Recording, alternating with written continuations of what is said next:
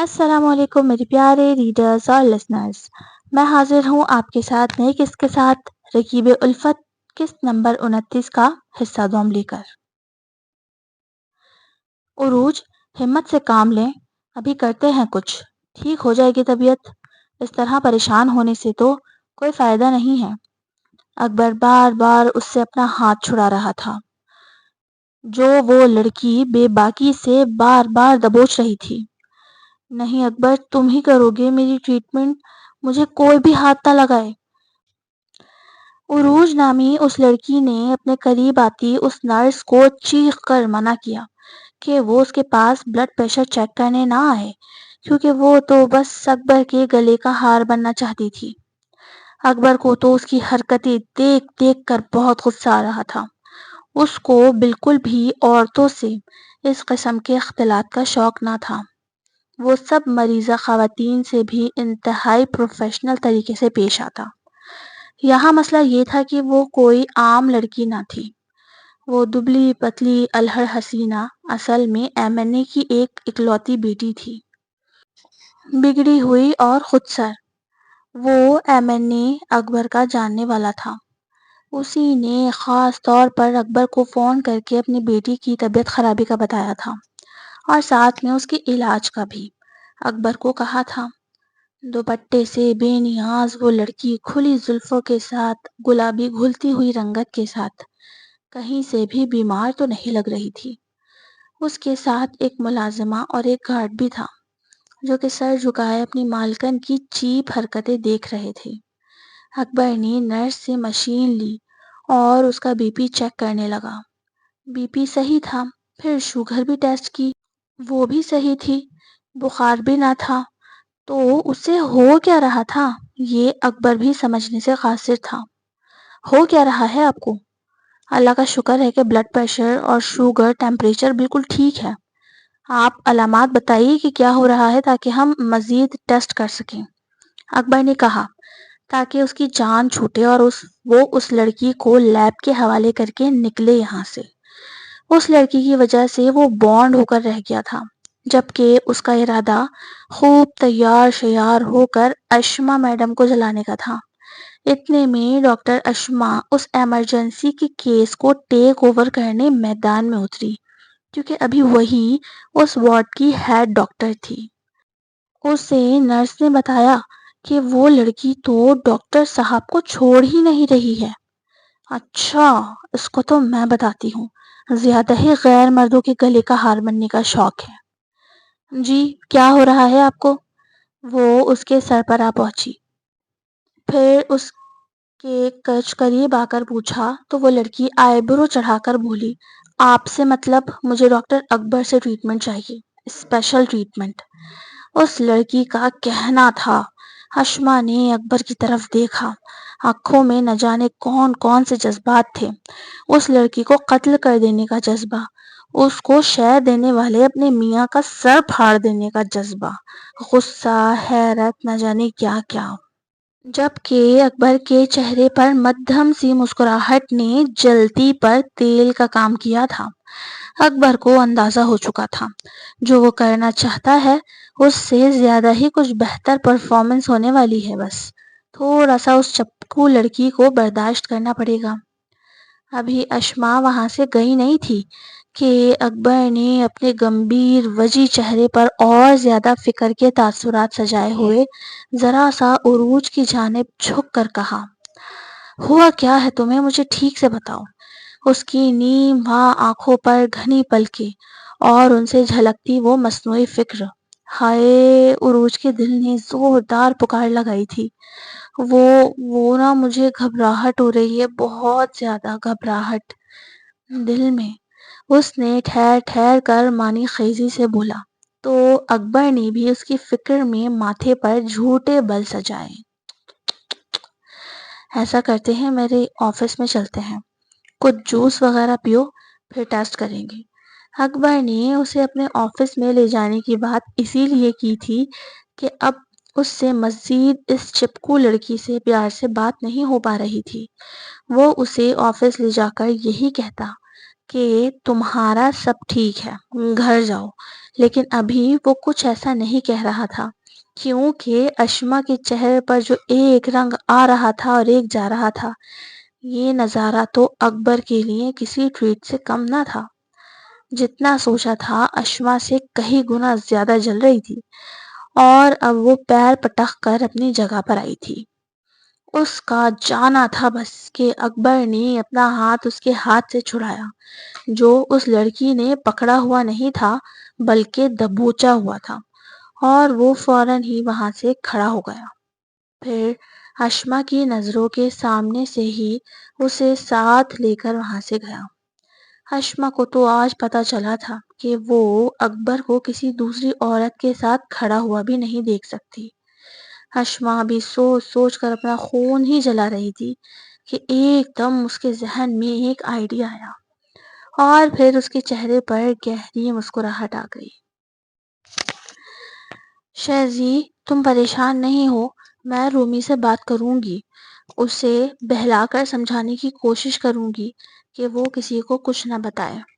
اچھا، اور ارحم بھائی کو کیا کہو گی؟ انہیں کیسے سنبھالوں گا؟ وہ کہہ کر گئے ہیں کہ مجھے بلوائیں گے، اور پھر یقیناً وہ اکبر بھائی سے بھی ملیں گے۔ یار کہاں پھنس گیا میں، تم سے تو پیار کر کے پچھتا رہا ہوں میں۔ ہاں تو کس نے کہا تھا؟ خود ہی تم میرے پیچھے پڑے ہوئے تھے۔ پھر دو چار اسی طرح کے تیز جملوں کا تبادلہ کر کے ایشو نے کال کاٹ دی۔ اب اس کا ارادہ رومان سے بات کرنے کا تھا۔ رومان مائی فرینڈ، ایشو کا پارٹی کا موڈ ہے، تو کیا کہتے ہو؟ واو پارٹی، کیوں نہیں مائی ڈیئر فرینڈ۔ رومان تو پارٹی کا سن کر ہی خوش ہو گیا تھا۔ چلو پھر تم جا کر فیوریٹ کارٹون سیریز لگاؤ، اور میں بنا کر لاتی ہوں برگر اور نوڈلز۔ تھوڑی دیر بعد ہی رومان اور ایشال ٹی وی کے سامنے بیٹھے برگر نوڈلز جوس سے لطف اندوز ہو رہے تھے اور کارٹون دیکھ رہے تھے۔ رومان جی، ایشال نے موقع دیکھ کر اسے مخاطب کیا، میں کہہ رہی تھی کہ آپ کی ڈیڈ یا موم سے بات ہو تو انہیں بتانا نہیں کہ آج ہم آئس کریم کھانے گئے تھے یا ہماری چاچو سے ملاقات ہوئی تھی۔ کیوں؟ رومان نے جھٹ سوال کیا۔ وہ اصل میں آپ کی ماما مجھ سے ناراض ہو جائیں گی، انہوں نے منع کیا تھا، لیکن پھر بھی میں آپ کو لے کر آئس کریم کھانے چلی گئی، تو اب وہ مجھے ڈانٹیں گی، ایشال نے حد درجہ معصومیت چہرے پر سجا کر بولا، جو اس چھوٹے سے بچے کے دل پر فوراً ہی اثر انداز ہو گئی۔ ایشو مائی فرینڈ، آپ روئیں نہیں، میں کسی کو نہیں بتاؤں گا، سچی۔ وہ جو رونے والا منہ بنائے بیٹھی تھی ایک دم خوش ہو کر بولی، تو رومان بھی چیخ کر بولا، مچی۔ Oh Romaan, I love you, you are so cute.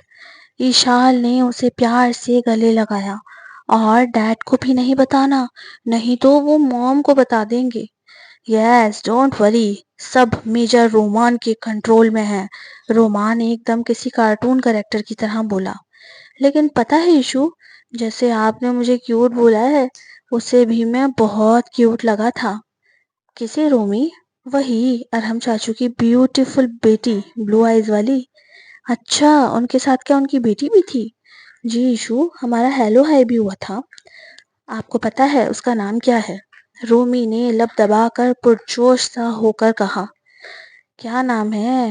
Romana, اس کا نام رومانا ہے، بالکل میرے جیسا نام۔ رومان کے بتانے پر ایشال کو کچھ الگ سا لگا، کیونکہ شہزی نے کبھی نہیں بتایا تھا کہ اس کے دوسرے بھائی بھی شادی شدہ ہیں اور ان کی کوئی بیٹی بھی ہے۔ پھر مزید ایشال نے اس سے پوچھا، کیونکہ اسے بہت تجسس ہو رہا تھا کہ وہ ارحم کو کیسے جانتا تھا۔ ویسے آپ اپنے بڑے چاچو کو کیسے پہچانے تھے؟ وہ ڈیڈ نے مجھے اپنے فون میں تصویر دکھائی تھی، تو بس میں پہچان گیا۔ واو، میرا انٹیلیجنٹ سا فرینڈ ہے رومی۔ شہزی بات سنو، ایک بات بتاؤں؟ ایشال نے شہزیب کو کال کی تھی رومی کو سلانے کے بعد۔ بکو اب کیا ہے؟ شہزی کے جواب نے ایشو کو غصہ دلایا۔ ذرا نا اپنی زبان درست رکھو، نہیں تو جو میں تمہیں اب بولنے والی ہوں وہ نہیں بولوں گی۔ اچھا یار، سوری، بولو۔ شہزی نے لمحے میں ہار مانی۔ یہ ارحم بھائی کی بیٹی بھی ہے؟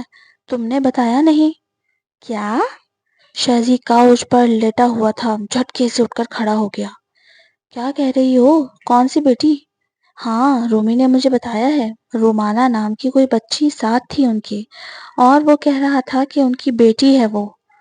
تم تو جانتے ہو رومان کی دی ہوئی کوئی انفارمیشن غلط نہیں ہو سکتی۔ یہ شال کہہ کر چپ ہوئی، لیکن آگے تو بالکل سناٹا چھایا ہوا تھا۔ شہزی لائن پر ہو یا نہیں؟ یشو ارحم بھائی تو شادی شدہ ہی نہیں ہے، ان کی بیٹی کہاں سے آئے گی؟ لیکن اگر ان کی بیٹی ہے تو یہ تو میرے لیے بیسٹ ہو جائے گا۔ ہاں ہاں ہاں ہاں، شہزی کے دماغ نے کچھ منصوبے ترتیب دیے تھے۔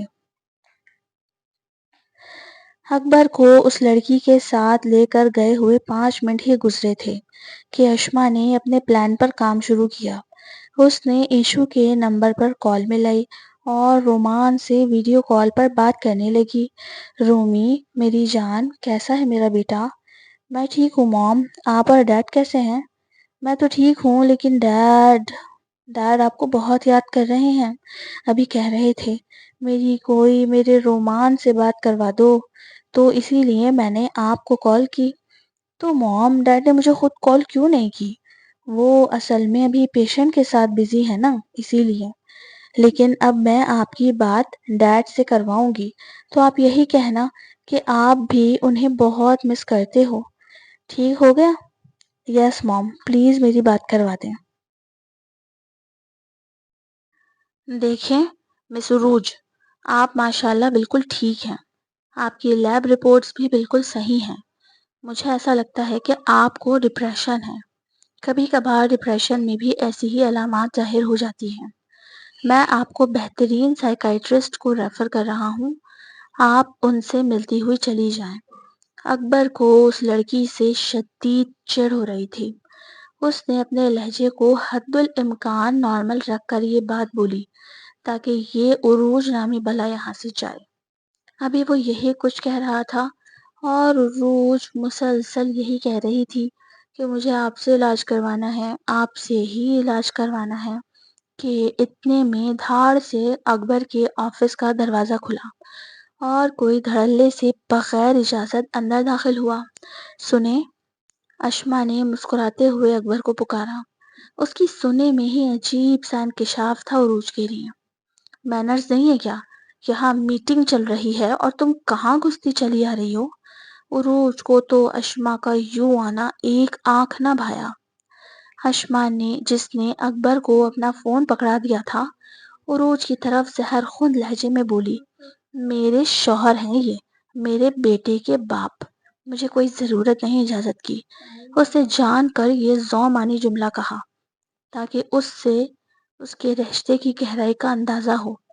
اکبر جو رومی سے بات کرتا ہوا مسکرا رہا تھا، اشما کی اس طرح کی باتوں پر اس کی مسکراہٹ اور گہری ہوئی، جبکہ عروج میڈم اب تن فن کرتی ہوئی وہاں سے جا چکی تھی۔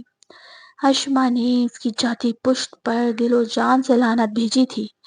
اکبر جو کہ رومی سے بات کر کے اب فون بند کر چکا تھا اور بھینا بھینا سا مسکرا رہا تھا، اشما نے اس کے ہاتھ سے اپنا فون چھینا اور خود بھی وہاں سے پیر پٹک کر جانے لگی، ساتھ یہ جملہ بولنا نہ بھولی، آئے ہائے بیچاروں کی فلرٹ پر پانی پھیر دیا میں نے، ہاں ہاں ہاں۔